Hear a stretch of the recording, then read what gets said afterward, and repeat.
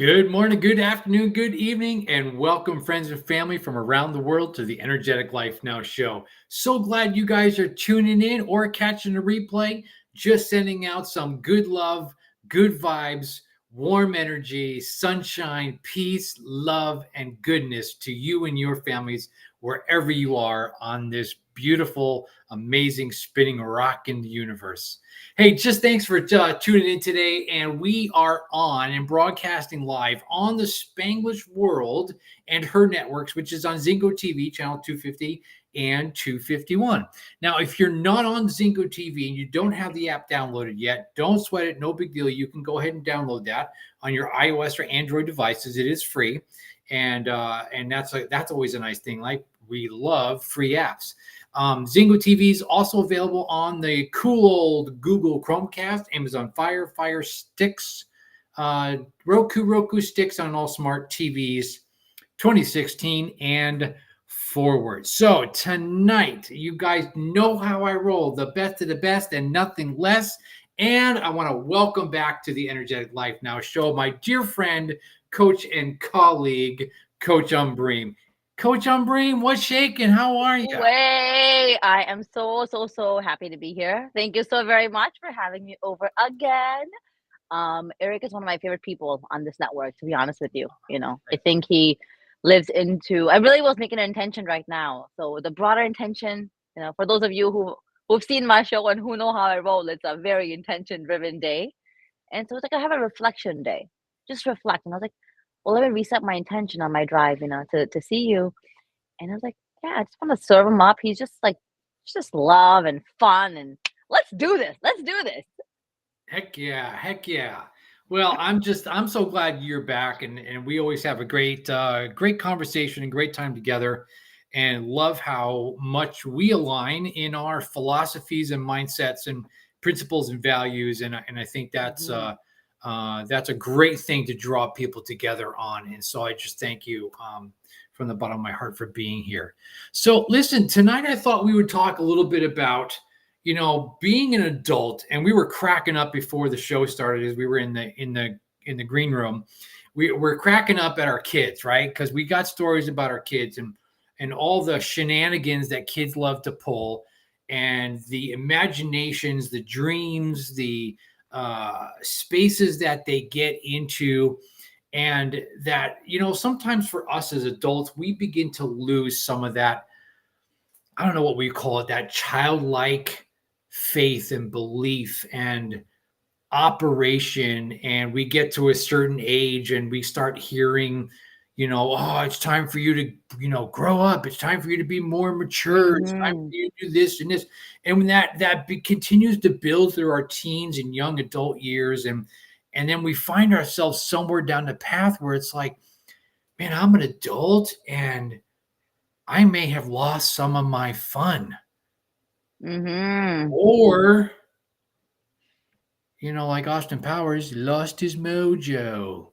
Austin Mhm. Powers. I lost my vitality because I get so sucked into the day-to-day operations of life that I forget to have fun as an adult. And so I thought we would go into that space tonight because I know you and we are both fun waiting to happen. We just we we don't even need to wait for a green light. It's there at any given moment. We are fun and we are jumping in, but at the same time, I think it's something that we as adults can talk about. Like, we pour so much into our lives and our families and our kids and whatnot that Mhm. you know where's the fun? Are we still Yeah, having so fun? I think the most important thing is when we have that, and to be honest with you, the first video I ever created in my whole entire life and kind of like launched into this, universe of creation mode, it was literally be a childlike leader. So I distinguish the two words. Childish is when you're being immature, throwing those fits and those tantrums, unable to really, control your emotions and going from just a place of reaction. Whereas childlike is what you're talking about, that the creativity, the curiosity, the spontaneity, the presence. And that's what the kids give to us. Yeah. I'm a family driven coach by profession, and I always remind the parents, can you like just chill? I understand you have Yeah. responsibilities, Mhm. but can you live a little? Yeah. Because every single one of these kids, and this is my true faith, and you'll probably hear me talk about this often, is they come to teach us something, these little beings.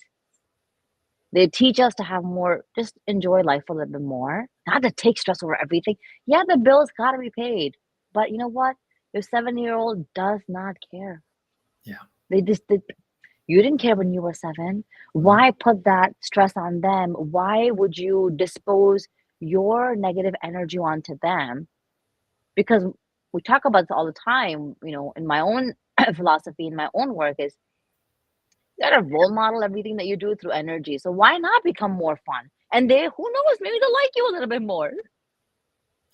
Yeah, you know what? I am so glad to hear you say that because I think that's so true, right? We get so bogged down in really the mundane of life, the minutia and the scheduling and going from, everything is tied to the clock and we don't have a whole lot of wiggle room. And I know you and I both, when working with kids, teens, and families, we hear this too, is like, especially from the kids, like, I don't know who my parents are anymore. Like, I remember we used to go to the park and I remember we used to do Mhm, this and we used to do that. And now it's like, I don't like, we're so busy. We don't do these things anymore.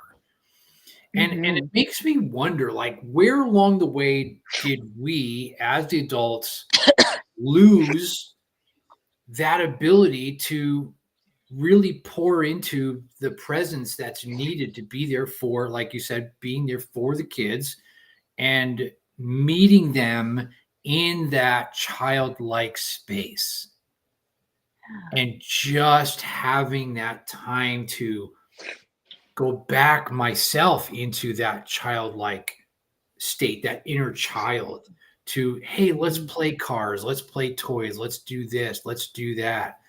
And Yeah. we lose I some of think that that creativity, I think. when you ask that question, the first thought that comes to mind, and I kind of asked, like, hey, is this the right thing I want to say? Yeah. Responsibilities.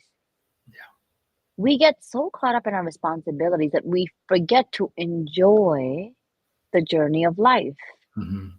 We get so caught up in adulting and being adults that we forget to dream and to play and to have fun and to really go back and align yourself. Like, so I'm 40 years old, right? And I play volleyball with 20-year-olds and I crush it. I whoop them.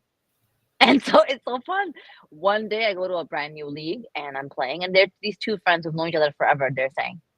And I think these two are maybe in their late 20s, early 30s, if so. And she's like, "Hey, Ambereen, right?" And I was like, "Yeah, nice to meet you." And she's like, "Yeah, well, like, you're so good.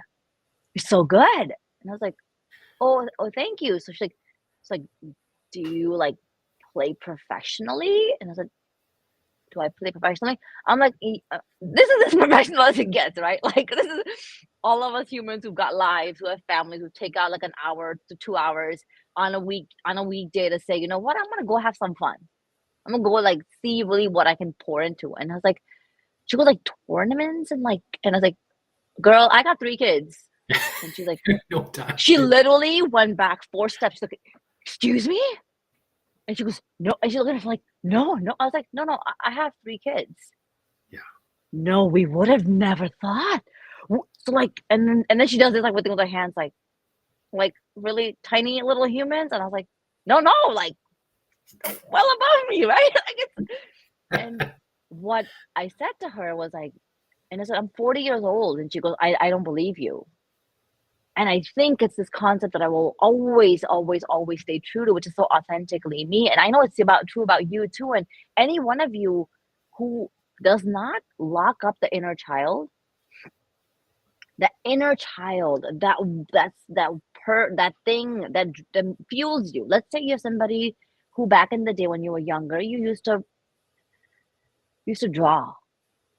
or you used to just color, or you used to just be creative and come up with random games that made no, like in my daughter's words, nonsense. They made nonsense, but you created them.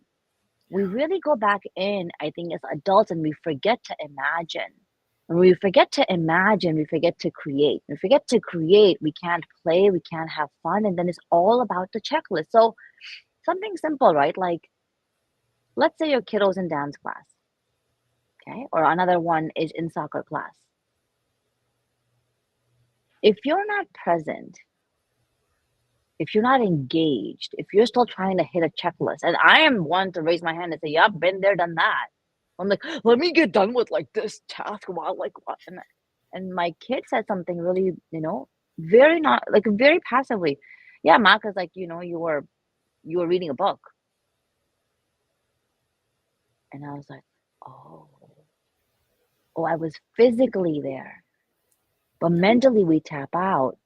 And Eric, you and I both know as kids, they are so present, they are so engaged that you and I can feel it through our energy. The same exact way you and I will spontaneously talk and crack up. It's just through this engagement and this beautiful thing of they role model to us through their energy, whereas we adults only role model responsibility. Mm-hmm. And we give them like the short end of the energy stick. Yeah. Yeah.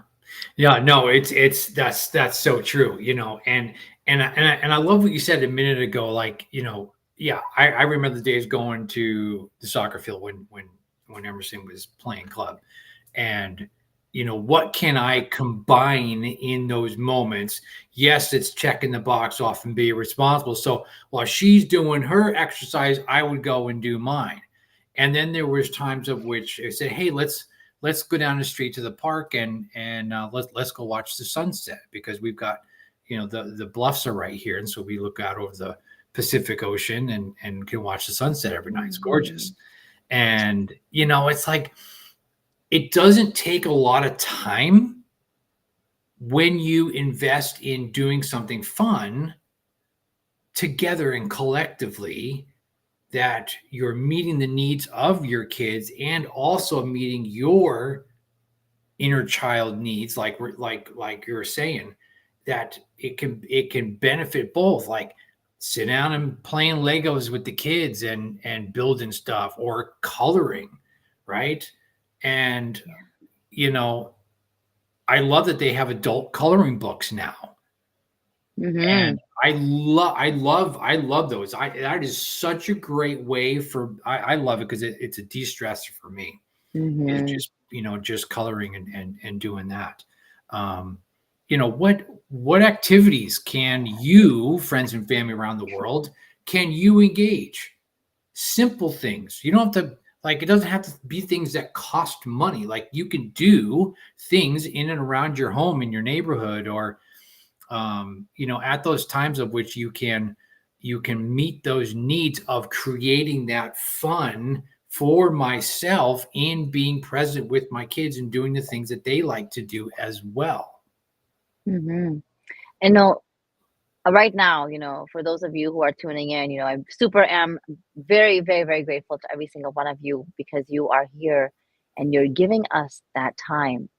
And our prayer is that you learn something, that you grow, or you have a perspective shift. There's something that we've triggered in you today where we feel like, you know what, we contribute a little bit to someone's life in a positive way, in an energetic way, right? Like, um, and I'm sitting at a library, one of my favorite places to be. The library has free events for Mm, specific age groups, for teens, for family, for community. It literally costs you nothing. So a mhm, few months back, I brought my kids to a Lego event, and it was hilarious because I'm not a Lego creative. I'm just not. But my son, boom, he's gone. He's gone. He is just got a vision, got a mission, got the thing. I was like, how did you like collaborate these pieces to look like a hat? Or how did you think? He goes, like it. we allow ourselves to just pour in and be in the moment and find a state of flow. So, what we're encouraging you and ourselves, I would say, more than just you, is to find those moments that allow you to do the things that feel good. Mhm. When we become adults, we are so surrounded by responsibilities that we forget what feels good. Yeah. And when you forget what feels good, life becomes a burden. It Yeah. doesn't become a journey that you're enjoying. So, like Eric said, things don't have to cost you money. Literally, I will bring my kids to the library and we'll just rent out a room. And one time we were just playing Hangman. And it was one of the most favorite moments that they had. One time I asked them, we went on a late night walk right before they went to bed. Asked them the most random question, like, who's gonna have the biggest shoe size? Who's gonna have the beautiful hair? Who's gonna have 20/20 vision?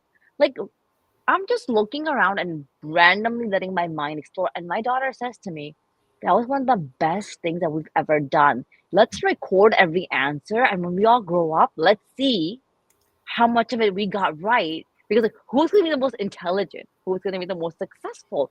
Who's going to follow their passion? Who's going to become a writer? Random things. And they're pointing to each other. And it was so engaging. And it literally cost us what, 15 minutes? Yeah. That's it. Hmm. So great. So great. Yeah. You know what? I love going and being at school with the kids, um, the students, and Mm-hmm.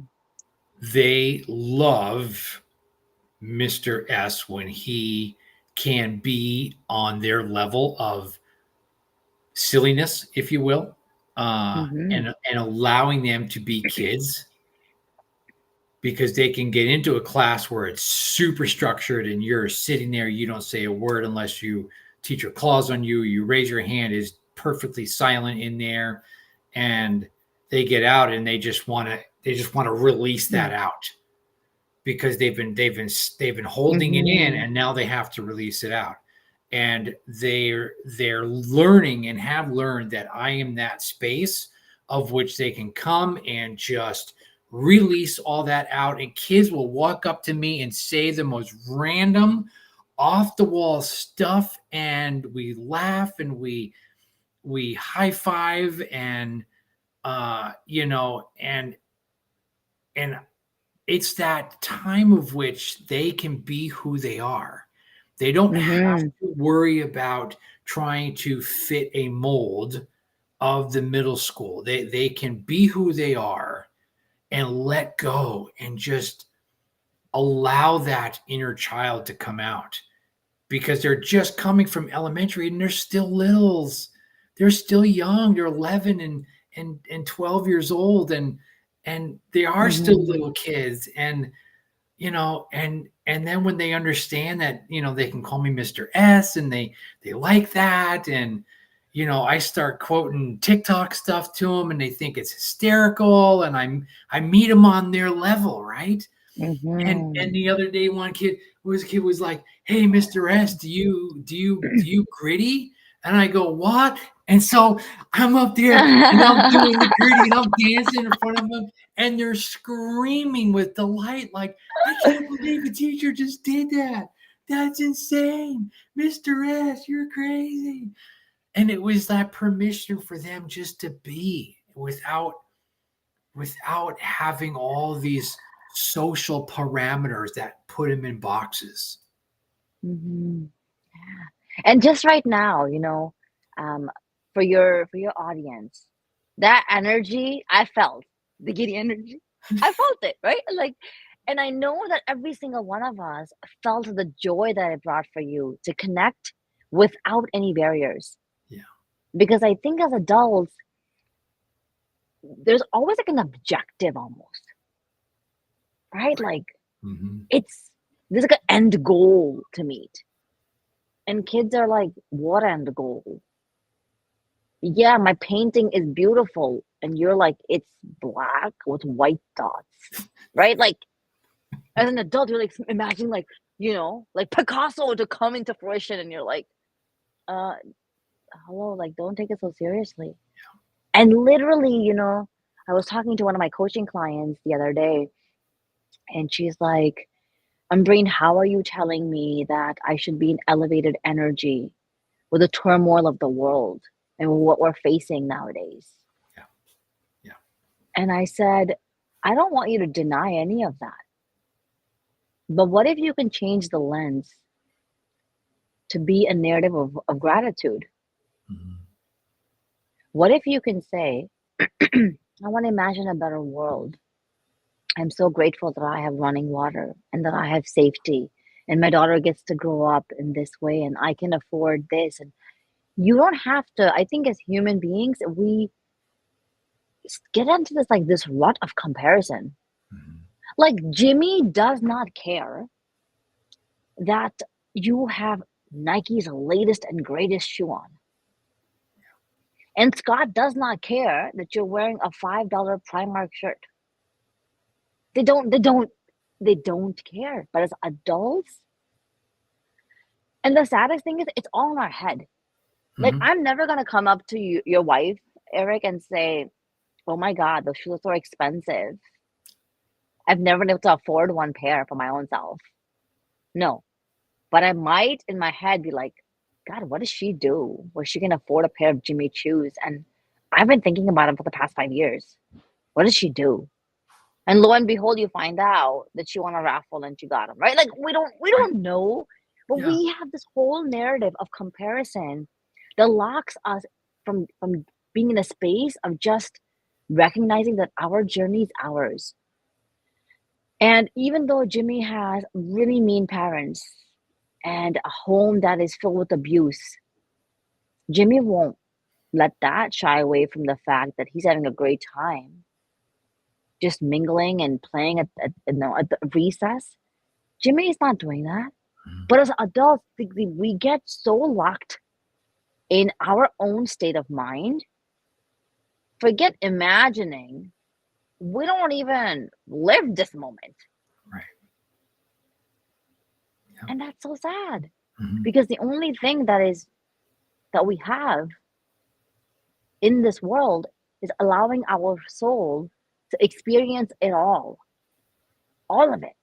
Yeah. Yet we're limiting ourselves because of our mindsets. Mhm. Yeah, that's so true. And I think there's times of which there are stressors that land on adults, and how often Mm-hmm. do we talk and talk and talk and talk and talk about it in the home, and we're constantly, it's constantly looping, and coming out, and my kids have stopped me and said, you know what, Dad, like, stop talking about it. We're sick of hearing about it. Like, just let it be. Mm. Whatever's going to happen is going to happen. You don't have that control. I love when my kids teach me. You don't have that control. And I go, yeah, but it's a major concern. That's okay. It can be a concern. But for Pete's sake, can you just stop talking about it because we're sick of hearing about it? And that's so true. Like we're thinking about the stresses of the world that are weighing down in our families around the world, globally, right? And how much of that is picked up into the home and becomes that focal point of attention. And then what happens to then our relationships with our kids, right? Yeah, not right now, not right now, not right now.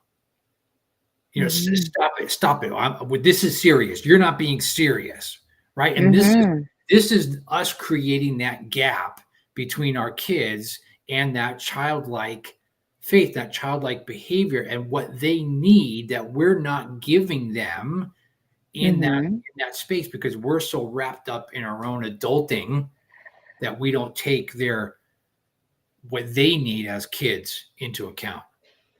I also want to shed some light, Eric, on that point with you're right, and that's what I kind of came down to is that at the end of the day, the only person that we have control over is ourselves. Yeah.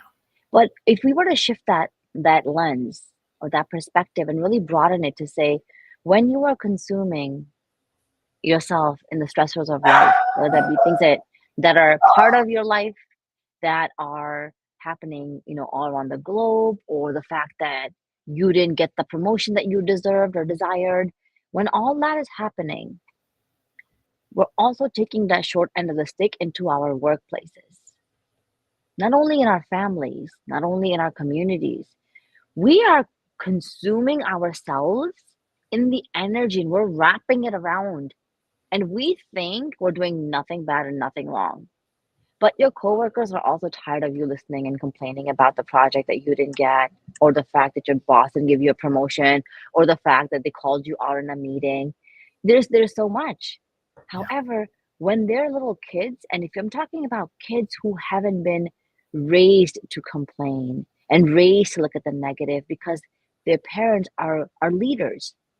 And one of the biggest shifts that came from my own life, and one of the biggest awakening that I had is, as a coach first, I began to like coach individuals who were executives and leaders in corporations.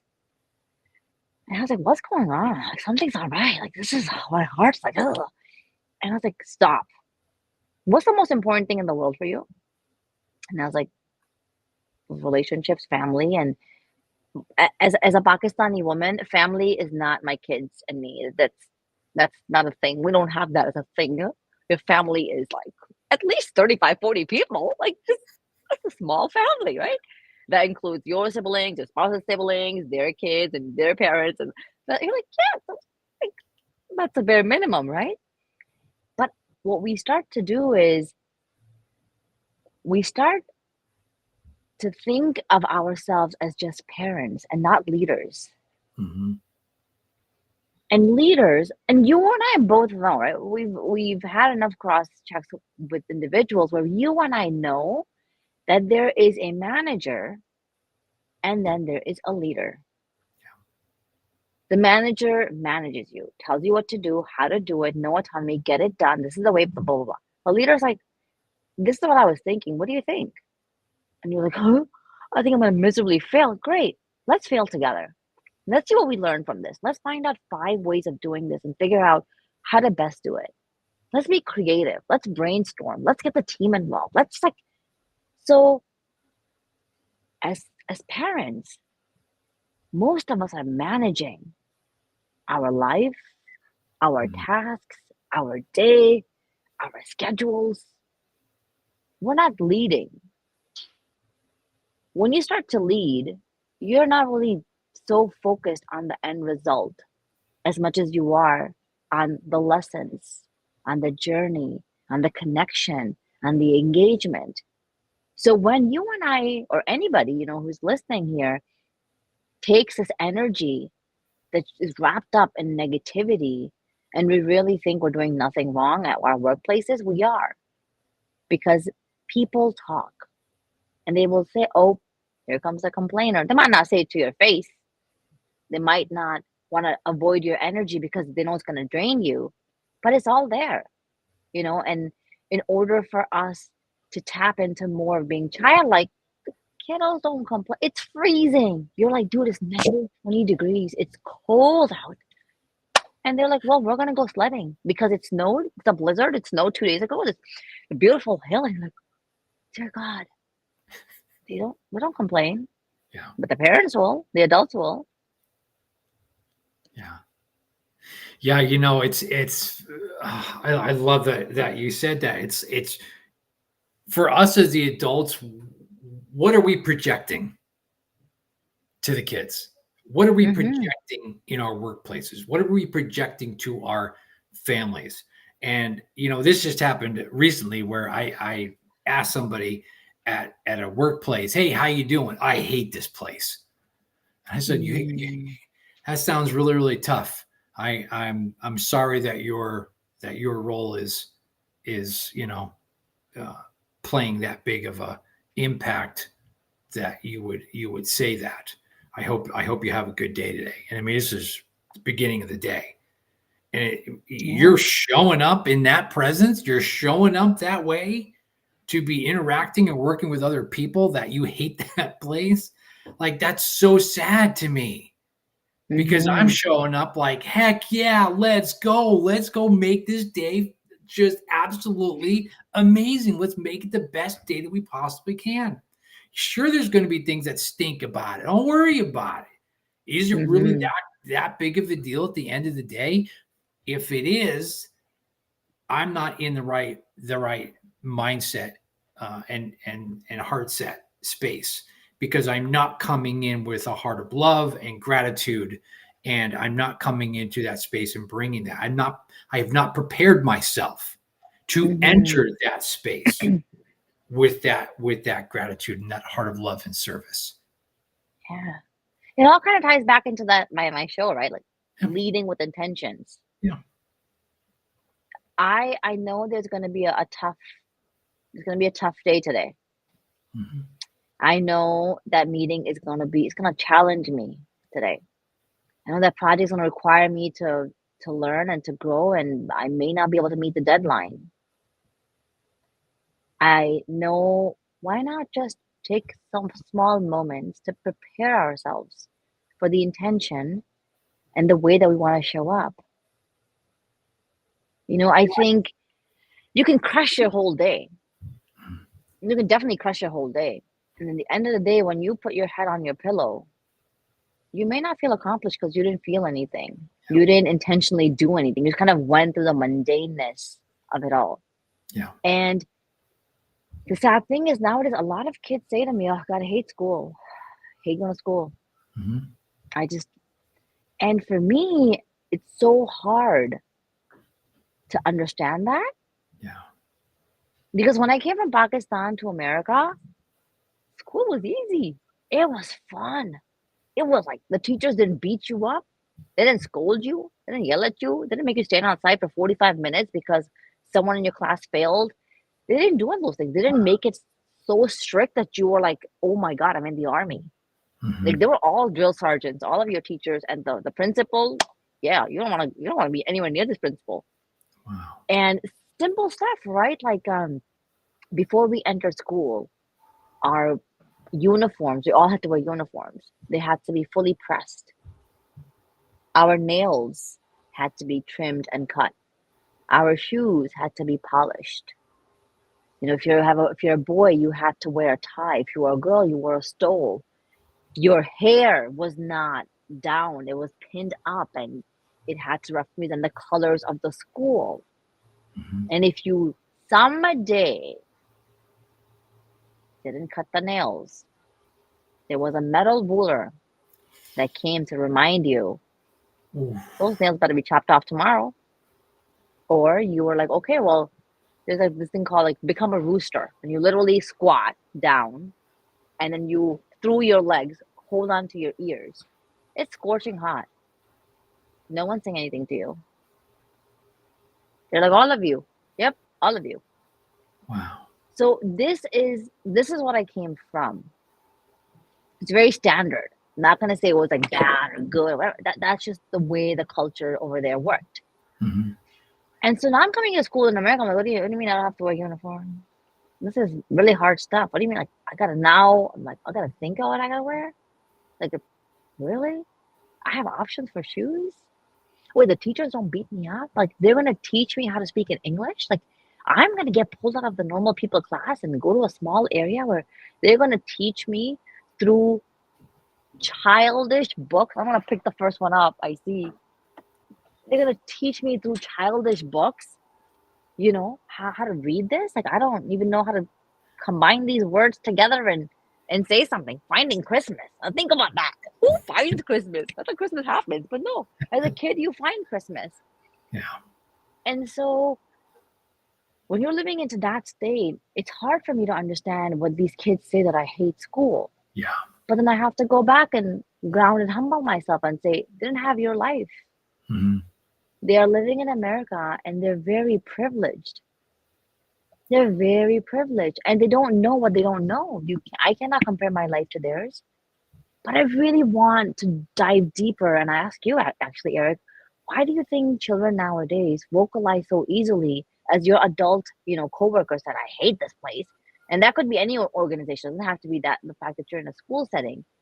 What do you think it is about children no longer enjoying school?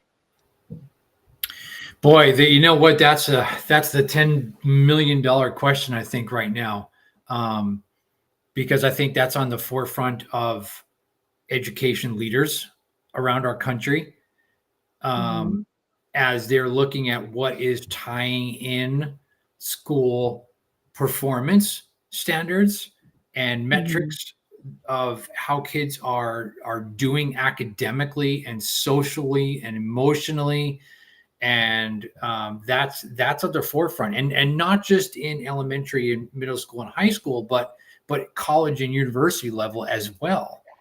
And you know, that's something that I think they're hard at work on trying to figure that out, and how to reach kids and really help them understand that this is a place that you can be safe and can feel safe, and that school is supposed to be enjoyable.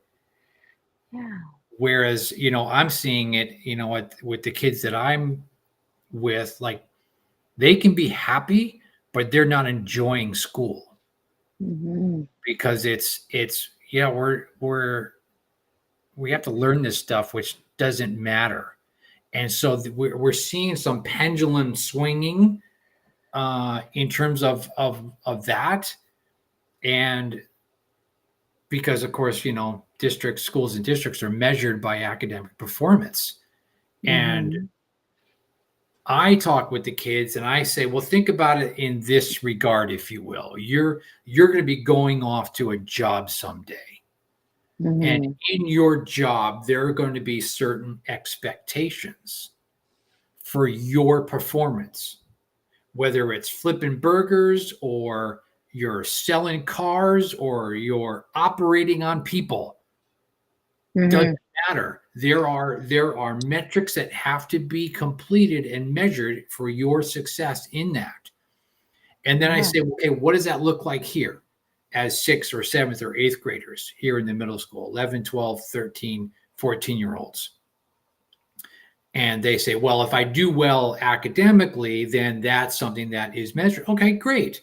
So what do you need to do to ensure that you have success along that journey? Well, I got to complete my homework. I need to do, you know, study for my tests and blah, blah, blah. And then we say, well, how are you showing up? And we go back into the presence. So once they understand what they have to do in that physical part, then we get into the emotional part and the spiritual part, and showing up in a certain in their mindset, and showing up with their belief system that they can do this, they will do this, and it's really not as bad as it's being portrayed, but that Mm-hmm. they can have success if they show up with hearts of gratitude, and they show up with love for themselves and others in the world around them. If they show up ready to do what's necessary with a glad heart. And some of them are like, well, I don't need a glad heart to come to school. Mm-hmm. And we talk Yeah. about, well, what does that look like, sound like, and feel like for you if you show up with a glad heart, as opposed to showing up angry, mad? And then how does that affect your learning that day? And so, just like we've been talking about, I'm, as the adult learner and leader, I'm showing up in that love, in that gratitude, in that joy, that peace, to be able to magnetize that out for them. And if they're doing Mm-hmm. the same thing for them, they're going to have a day of which they feel physically and emotionally lighter. And they get down at the end of the day and they're like, hey, that was a pretty good day. Yeah. And it's What like, if we actually think about this with the lens that we're talking about today? Just fun, yeah, right? What if all kids needed, right, is more fun in school? mhm, And I know they're like exactly what you said. This kind of goes back to that point where you just mentioned, like the kids were just sitting in their classrooms the whole time and they couldn't really talk or do anything. They had to learn in a specific way, like in a very structured way. And then they came to my class and we were like babbling, and I'm like dancing with them, and they can totally be themselves. And they're like, "You're so silly," like Mr. S, you're so silly. It's not like that's not normal. And so I think And I literally asked Google, like, like, what are the best ways, that kids learn in school? And the answer is just profound. It really ties back into our conversation right now. It's like they want to be engaged. Yeah. They want to understand why they're learning. They want to play. They want to observe, listen, explore, experiment. Now, all of that is fun. Yeah. All of that is fun. As adults, we don't even want to sit in a classroom for 15 minutes and just listen to the teacher lecture us. We don't. No. You know what will make us learn better? We have some group gatherings. If one day the teacher said, okay, I want you to teach somebody about the topic that you learned yesterday. I want you to teach them for 5 minutes, and the other 5 minutes, I want you to teach the other person what you learned. Right? And maybe it's okay not to have the structure of sit in your seats for 35, 40 minutes and Yeah. listen to the teacher. Maybe it's like, how about you understand that, honest to God, it sounds so mean to say, but I'm going to say it. No one's listening to you. Mhm. No one's listening to me. And here we are requesting people to say, hey, if you can just get some insight from this conversation, nobody is listening. But what we are doing is watching. Yeah. And as human beings, we don't enjoy doing, we enjoy being. And as Mm. adults, we are human doings, Yeah. doing the curriculum, doing the structure, doing the completion, doing the lesson planning, doing the test grading. We're doing. We're not being. Right. I think schools would, and I think maybe the kids would stop saying, I'm gonna actually start asking random kids, like, why do you not like school? Or what could schools do to better? Like, just make it more fun. Yeah, keep the structure there. But what if we change the way that we taught? Because Mm. we as adults don't even like being taught by a lecture way of sitting in a seat and taking notes for that long. Right. Because guess what? We have to go back and review these notes several times before the tests to do well. And the 13-year-old kid does not care to review the notes 7 times before to get their A or their B. They're going to just go from whatever their memory bank has. But what if you made it engaging, experimental, innovative, more play, more creative? We all know that the best memories that we have in our lives is when we're tapping into that childlikeness. Yeah. Yeah. Yeah. I love it. And I think you just hit the big takeaway for tonight. And that is to be aware of you being a human doer to a human being, and the difference between the two. A human doer checking off the boxes, a human being experiencing life, and doing that in a way that brings you joy and fulfillment and peace and happiness, and not in like a way like you're not taking the rest of the world in. You're just choosing to be in gratitude, to be in joy, to be in peace while you're doing some of these things. And it makes a big difference in how I am human doing versus human being. Hmm. And in all honesty, it is true. Yes, we all have to wash the dishes. Yes, we have to mop the floor. Yes, we have to cook the meal, help with the homework, pay the bills. Yes. But I think one of the biggest shifts that I've noticed in my own life is acceptance. Yeah. And I'm like, okay, yeah, I accept that I'm a single mother of 3 adolescents. I accept that I'm sharing a home with my mother and father. I accept that my mindset is not going to be like anyone else's mindset because I am my own being. And once I can accept those things, then I allow myself to be more and do less. Yeah. Put some songs on while you mop that floor, girl. Yeah. Shake it a little if you need to, right? Like, like think about it. Yeah. Just simple shifts. Put some music on that elevates you. Put a TV show on in the background that's just comedy where you're just like, yeah, this mundane task of like mopping the floor or sweeping or brooming, whatever.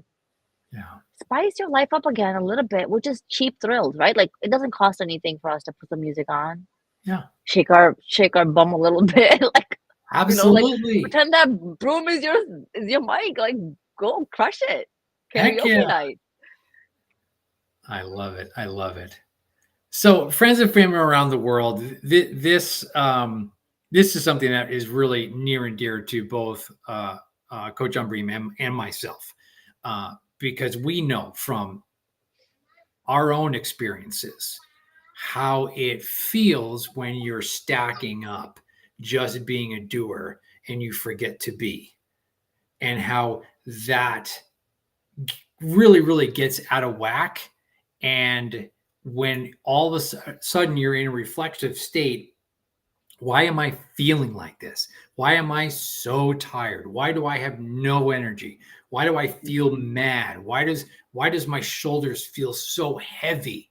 Because we're carrying stress in the weight of our shoulders, and I got neck tension and everything in there, right? And I just I just want to veg, right? These are all the things that I know I have said to myself 1,000 times. But what I've learned from that experience is I'm not being. And so yesterday, I all day I was like, man, I feel so light. And I knew that I was Mm, being. I knew that I was in a great state of gratitude and a great state of love and peace. And it was like, it didn't matter what was happening. I felt great. And today was a little mm, bit heavier. And I'm like, okay, what's different from yesterday than it is today? And I understood today I had more worry, I had more doubt, I had more fear based on mm, the things that I had to do, and I wasn't being enough. And so, for friends and family, as you guys get into this, you see, feel, and hear your kids exhibiting behaviors, outbursts, anger, talking back, however that comes out for them. Take a time out and pause and connect with mhm, them and say, hey, tell me what's going on. Tell me what you're feeling right now. Tell me what's going through your mind right now. Is there anything that you're worried about, concerned? Are you upset about anything? And just be with them and allow them to vent that out so that they can understand where they are as a being and not just a doer at their young age. mhm. So, Coach Umbreen, listen, you are just an absolute joy, and I so glad the universe has brought us together in the same space, over and over and over again. And it's always just a wonderful time to be with you. And I thank you. Likewise. I thank you so much for being here with me. Can you tell our friends and family around the world where they can find you? Yeah, so I just created a brand new website, revamped it up. It's just coachumbreen.com. You can definitely go there, reach out to me. There's a lot of fun stuff coming, like an Umber G bot, which is basically you can get coached by me, you can talk to me, and it's going to be so much fun. So coachumbreen.com is the best place to reach me. I'm also live and active on LinkedIn as well. This says Coach Ambreen Hameed. So reach out to me. Let me know what resonated well. You can literally book some time with me. Book some time. Let's just talk. Let's see where you're at with life and how I can support you. Oh, that's beautiful. And any final thoughts here for our friends from today? Yeah, I really pray that I've lived into my intention for this conversation, which is just role modeling through energy, Yeah. how we can just be a little bit more. Mm. I love that. I love that. Thank you so much. I really appreciate that. Friends and family, just thanks so much for tuning in or you're catching the replay. If you're tuning in live, hey, be watching on my Facebook feeds, LinkedIn, and my private Facebook group, the Empowered Family Network, because I am going to be doing a free webinar on Thursday that is going to launch a masterclass on automatic negative thoughts. And I'm doing this with my dear friend Yayoi from Brain to Belly.